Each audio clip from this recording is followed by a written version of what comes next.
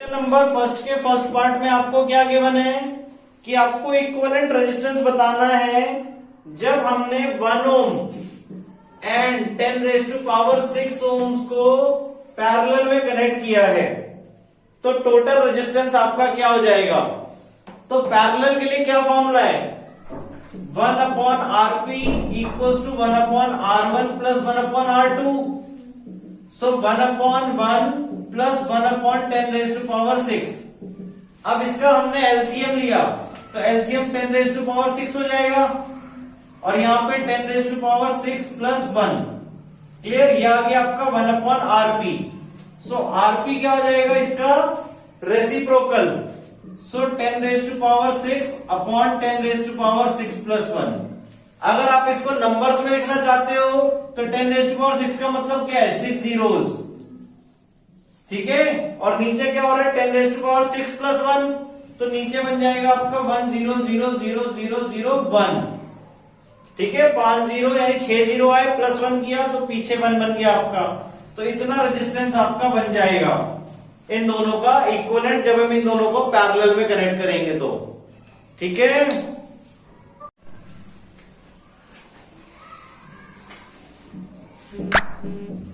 Question number 4 बेटा page 216 पे. इसमें आपको क्या गिवन है आपसे पूछा गया है how can 3 registers of resistance 2 ohm 3 ohm and 6 ohm. आपके पास 3 रेजिस्टेंस हैं 2 ओम 3 ओम और 6 ओम के. ठीक है। अब इसको कैसे कनेक्ट करें कि इनका जो टोटल रेजिस्टेंस है ठीक है आर टोटल जो हमारे पास बन जाए वो 4 ओम बन जाए. ठीक है। अब देखो दो चीजें आपको पता है क्या. एक तो ये कि अगर हम सीरीज में कनेक्ट करते हैं तो रेजिस्टेंस बढ़ जाता है, पैरेलल में कनेक्ट करते हैं तो रेजिस्टेंस कम हो जाता है. अब ये 4 ओम ना तो सबसे कम है ना ही सबसे ज्यादा है. क्लियर। तो हमें यहाँ पे मिक्स्ड कॉम्बिनेशन यूज करने पड़ेंगे यानी कि कुछ पैरेलल और कुछ सीरीज. ठीक है। तो अभी हमें कैसे पता लगे देखो अब हम पहले ट्राई करते हैं सपोज 3 ओम और 6 ओम को पैरेलल में करें. सपोज अगर हम 3 ओम और 6 ओम को पैरेलल में कनेक्ट कर रहे हैं तो उनका नेट रेजिस्टेंस इस तरीके से निकालेंगे. क्लियर। अब इनका नेट रेजिस्टेंस निकाला हमने 6 एलसीएम हुआ देन यहां 2 आ गया प्लस 1 यानी 3/6 1/2 ये इनका आर नेट आया.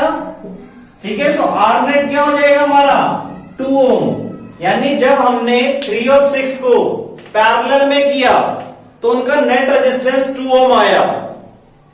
क्लियर। अब हमें टोटल रेजिस्टेंस कितना चाहिए 4 ओम. अब ये 2 ओम है हमारे पास और स्टार्टिंग में एक और 2 ओम था हमारे पास. तो अब अगर हम इन दोनों को कैसे कनेक्ट करें सीरीज में. क्लियर। यानी अब हम अगर सीरीज में कर दें 2 ओम और 2 ओम को तो उसका नेट रेजिस्टेंस आपका 4 ओम बन जाएगा. क्लियर। तो इसके लिए हमें क्या करना होता है सर्किट डायग्राम भी दिखाना होता है. तो यानी क्वेश्चन क्लियर हो गया आपको कि क्या करना था मतलब हमें इन तीनों रेजिस्टेंस को कैसे भी अरेंज करके टोटल रेजिस्टेंस 4 ओम बनाना था. क्लियर। तो हमने क्या किया 3 और 6 को पैरेलल में किया वहां से हमने देखा उनका नेट रेजिस्टेंस 2 ओम बन रहा है. फिर जो हमारे पास पहले वाला 2 ओम था उसको उसके साथ पैरेलल सीरीज में कनेक्ट कर दिया तो नेट रेजिस्टेंस 4 ओम आ गया. तो अब सर्किट डायग्राम इसका कैसे होगा ध्यान से देखो बेटा. 3 और 6 को हमने पैरेलल में कनेक्ट किया. क्लियर। ये 3 ओम हो गया और ये 6 ओम हो गया और 2 ओम को हमें उनके साथ सीरीज में कनेक्ट करना है तो ये 2 ओम हो गया. क्लियर। तो ये आपका नेट सर्किट डायग्राम बन गया जिनका नेट रेजिस्टेंस आपका 4 ओम आएगा. क्लियर बेटा सबको. अब इसके सेकंड पार्ट में क्या करना है नेट रेजिस्टेंस 1 ओम बनाना है हमें. अब यहां पे आप लोग देखोगे 1 ओम क्या है तीनों से ही छोटा है. अगर आपको नेट रेजिस्टेंस तीनों से ही छोटा बनाना है तो आपको क्या करना पड़ेगा तीनों को ही पैरेलल में कनेक्ट करना पड़ेगा। क्लियर? तीनों को अगर हम पैरेलल में कर दे बेटा तो क्या बनेगा 1/2 प्लस 1/3 प्लस 1/6। ये इनका पैरेलल में नेट रेजिस्टेंस आने वाला है। सो कितना आएगा देखो 6 एलसीएम हुआ आपका 3 प्लस 2 प्लस 1 यानी 6/6। सो 1 आ गया आपका 1/RP। सो रेसिप्रोकल किया तो 1 का रेसिप्रोकल 1 ही होता है, तो आरपी आपका आ गया 1 ओम। क्लियर? तो आपका सर्किट क्या बनेगा इसमें? सर्किट आपका तीनों पैरेलल में है। एक ये हो गया पैरेलल, दूसरा ये पैरेलल और इवन तीसरा ये पैरेलल। तो ये तीनों हमने पैरेलल कॉम्बिनेशन में लगा दिए। कौन कौन से? 2 ओम, 3 ओम और 6 ओम। क्लियर?